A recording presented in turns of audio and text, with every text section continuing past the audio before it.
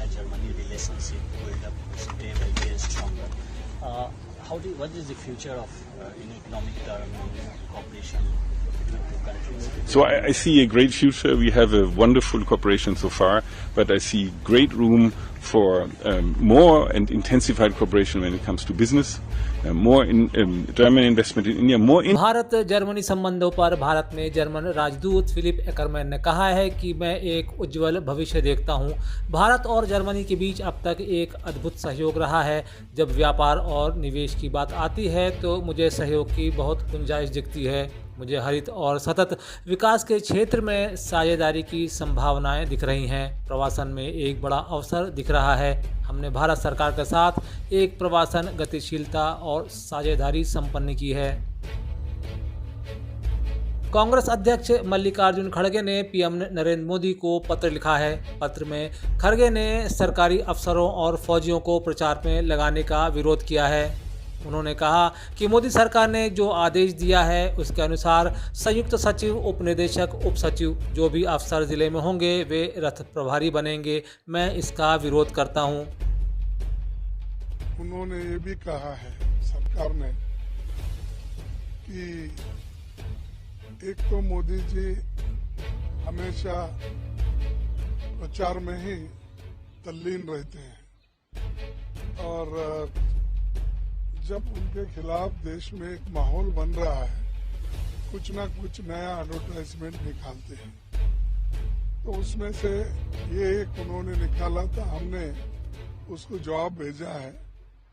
सरकारी अफसरों को, फौजियों को प्रचार में लगाना या प्रचार बनने में उनको किसी एक नाम से पुकारना ये ठीक नहीं है। उत्तर प्रदेश के लखनऊ में समाजवादी पार्टी कार्यालय के बाहर सपा प्रमुख अखिलेश यादव को भावी प्रधानमंत्री बताते हुए एक होर्डिंग लगाया गया है। यह होर्डिंग कथित तौर पर फखरुल हसन चांद द्वारा लगाया गया है। अब ऐसे में जबकि इंडिया गठबंधन को लेकर सपा प्रमुख अखिलेश पूर्व में बयान देते रहे हैं, इसके कई मायने निकाले जा रहे हैं। उधर भारतीय जनता पार्टी महासचिव तरुण चुग ने इस मामले पर तंज कसा है। उन्होंने कहा कि पहले ही इंडिया गठबंधन में 18 लोग पीएम बनना चाहते हैं, लेकिन यह सभी नेता एक लंगड़ी सरकार लाना चाहते हैं। पहले ही लगभग 18 उम्मीदवार घमंडिया गठबंधन में प्रधानमंत्री के हैं। बंगाल में ममता जी मुख्य प्रधानमंत्री बनना चाहती हैं, नीतीश कुमार जी प्रधानमंत्री बनना चाहते हैं, केसीआर साहब प्रधानमंत्री बनना चाहते हैं, स्टालिन साहब प्रधानमंत्री बनना चाहते हैं। हर व्यक्ति, चाहे केजरीवाल हो, चाहे लालू यादव का परिवार हो या अखिलेश यादव हो, हर एक को प्रधानमंत्री बनना है।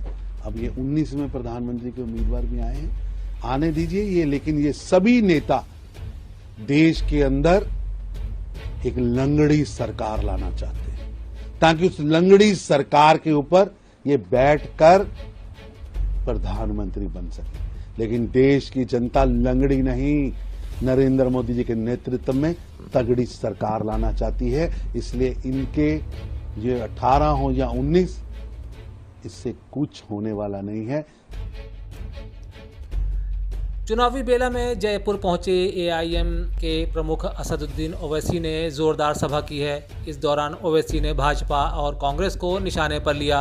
ओवैसी ने कहा कि जो राहुल गांधी और अशोक गहलोत का वोटर है वह मोदी को भी अपना हीरो मानता है और उन्हें वोट दे देता है, और हम जब चुनाव लड़ते हैं तो हम पर इल्ज़ाम लगाया जाता है कि असदुद्दीन ओवैसी वोट काटने के लिए आ गया।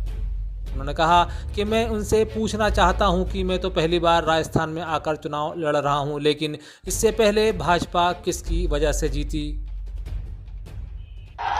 मगर मेरे अजीज दोस्तों और बुजुर्गों, अगर मैं आपसे एक सवाल करूं, क्या तुमने कभी बीजेपी को वोट दिया, तो आप सब कहेंगे कि हमने कभी बीजेपी को वोट नहीं दिया, ना कभी देंगे।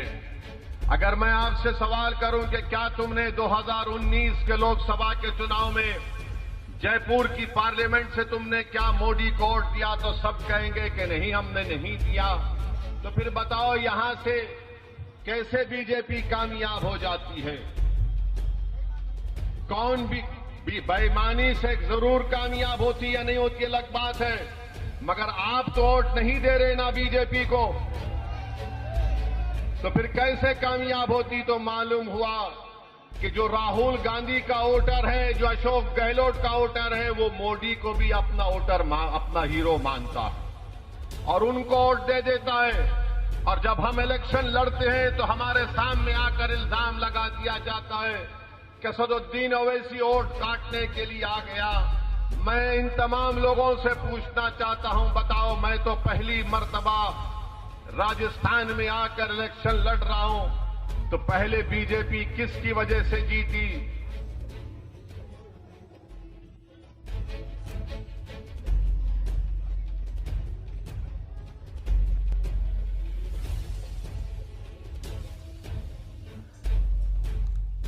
भोपाल में मध्य प्रदेश के मुख्यमंत्री शिवराज सिंह चौहान ने महानवमी के अवसर पर मुख्यमंत्री आवास पर कन्या पूजन किया। इस दौरान उन्होंने कहा कि यह मेरा सौभाग्य है कि मुझे देवियों का आशीर्वाद प्राप्त है। मैं इसी में साक्षात देवी माँ के दर्शन करता हूँ।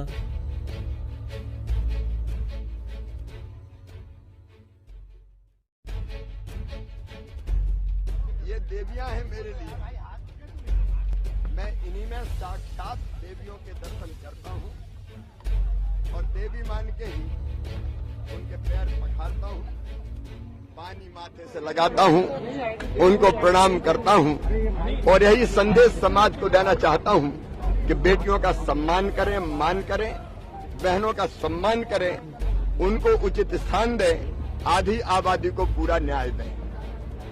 बस इतना। जिंदाबाद इंकलाब जिंदाबाद, बदलो बदलो बदलो बदलो। मालवा में बहुत ही खराब पिताजी।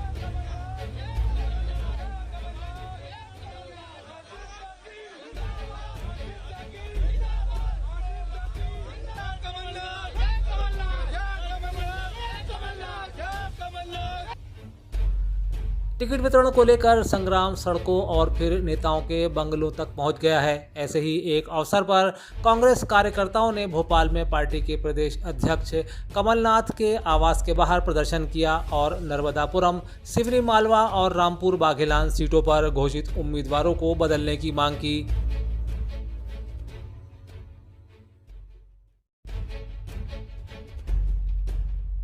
टिकट वितरण के बाद यह नज़ारा नया नहीं है, जबकि विरोधी तेवर दिखा रहे हों। आदिवासी क्षेत्र से जोबट के पूर्व विधायक माधव सिंह डावर ने भी टिकट वितरण से नाराज़गी जाहिर की है।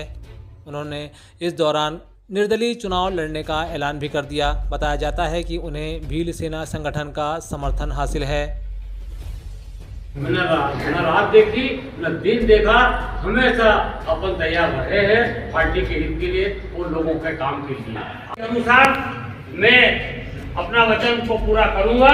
पार्टी किसी प्रकार का दबाव भी देगी तो मैं आपके बिना पूछे कोई निर्णय नहीं लूंगा।